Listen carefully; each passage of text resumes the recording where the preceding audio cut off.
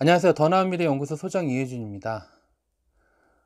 오늘 제가 말씀드릴 내용은 학교폭력 변호사 선임에 대해서 제가 다시 한번 강조해서 말씀을 드리려고 이렇게 영상을 찍게 되었습니다. 일전에도 제가 약 한 2편 정도 학교폭력 변호사에 대한 부분들에 대해서 말씀을 드렸는데, 그럼에도 불구하고 제가 오늘 다시 영상을 찍는 이유는 계속적으로 피해 부모들에 대한 상처들을 제가 상담을 통해서 알게 되었고, 계속적으로 좀 강조할 필요가 있지 않을까라는 생각으로 학교폭력 변호사에 대해서 제가 좀 말씀을 드리려고 합니다. 물론 우리의 자녀가 학교폭력을 당하게 되면 피해 부모의 입장에서는 사실은 어떻게 대응을 해야 될지 잘 모릅니다.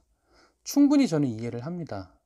그러다 보니까 어떤 여러 가지 어떤 대응 절차에 대한 지식들이 없다 보니까 학교폭력 변호사를 이제 찾아가서 상담을 하고 선임을 하는 경우들이 있는데, 여러분, 제가 다시 한번 강조해서 말씀드리지만 우리가 흔히 겪고 있는 학교폭력의 사안에서 변호사가 개입할 여지가 사실 그렇게 크지 않습니다.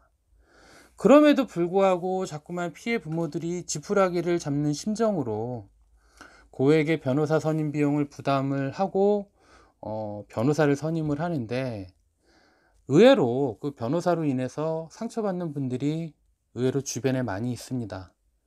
처음에 저는 그런 얘기들을 들을 때마다 단순히 그냥 일부의 변호사의 어떤 영업적인 형태인가 보다라고 생각을 했었는데, 자꾸만 상담을 통해서 그러한 얘기들을 들어보니 어쩌면은 일부가 아닐 수도 있겠다라는 생각을 해서 다시 한번 여러분들께 강조해서 말씀을 드립니다.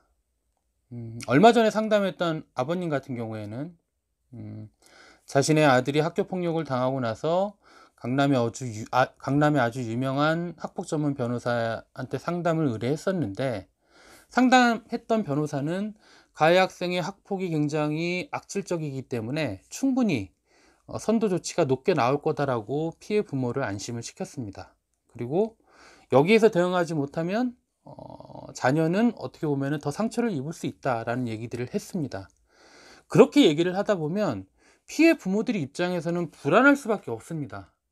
그래서 울며 겨자 먹기로 우리 자녀가 상처받지 않기를 바라는 마음으로 변호사 선임을 하는데, 대부분의 그렇게 선임된 변호사들이 의외로 학폭에 대한 절차를 모르고 진행하는 경우들이 많고, 심지어는 어떤 변호사는 학폭위 자체를 참석하지 못했던 변호사도 있었고, 그리고 어떤 변호사는 해당 학폭 사안에 대해서 정확히 인지하지 못하고 전혀 관련 없는 증거들을 제출을 해서 학폭위에서 무혐의 받았던 경우들도 있었고, 그리고 자신이 예전에 학폭위 심의위원으로 활동을 해서 충분히 가해 학생들에 대한 높은 선도 조치를 받을 수 있다라고 안심을 시키고, 그 심의위원들을 내가 다 알고 있는 사람이다라고 얘기를 해서 피해 학생 부모들을 안심을 시켰지만, 결국에는 피해 부모들이 원하지 않는 결과를 얻는 경우들도 있습니다. 그래서 제가 여러분들께 다시 한번 강조해서 말씀드립니다. 제가 상담을 하다 보면 학교폭력 피해 부모들이 변호사를 통해서 상처를 받으면 어떤 일들이 발생되냐 하면, 고액의 변호사 비용 약 1,000만 원에 대한 비용이 나가서 그분들을 100% 의지를 했지만 오히려 원하지 않는 결과를 받음으로써 피해 부모들은 더 큰 상처를 입습니다. 피해 부모의 입장에서는 우리 자녀를 지켜주지 못했다라는 자책감과 죄책감이 쌓입니다. 그런 얘기들을 들을 때마다 제가 너무 가슴이 아픕니다. 그래서 제가 여러분들께 다시 한번 강조를 해서 말씀을 드립니다. 학교폭력 변호사를 선임할 때는 해당된 학교폭력 사안에 대해서 다시 한번 검토를 하시고 신중하게 결정을 내리십시오. 이런 얘기들을 하다 보면 일부 인터넷 게시판에 그런 얘기들이 나온 경우들도 있어요. 어떤 분은 우리 아이 학교폭력 피해를 당하는 우리 아이를 위해서 변호사를 선임을 했는데 가해 학생이 강제 전학 조치를 받았다, 나는 변호사를 잘 쓴 것 같다, 이런 얘기들을 한 사람들이 몇몇 있는데, 그 사안들을 잘 보면요, 그 해당 학교폭력 사안은 단순한 학교폭력 사안이 아니었어요. 성추행 관련된 성 관련 학교폭력 사안이었어요. 그러면 여러분, 성 관련 학교폭력 사안은요, 변호사가 활동하지 않아도, 변호사를 선임하지 않아도 무겁게 선도 조치 받을 수밖에 없습니다.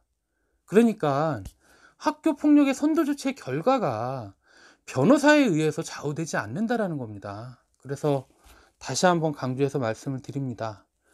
학교 폭력 변호사를 선임하기 전에 다시 한번 신중하게 검토하시고, 제발 높은 변호사 비용과 그리고 원치 않는 결과로 인해서 더 이상 우리 학교 폭력 피해 부모들과 자녀들이 상처를 받지 않기를 진심으로 기원합니다.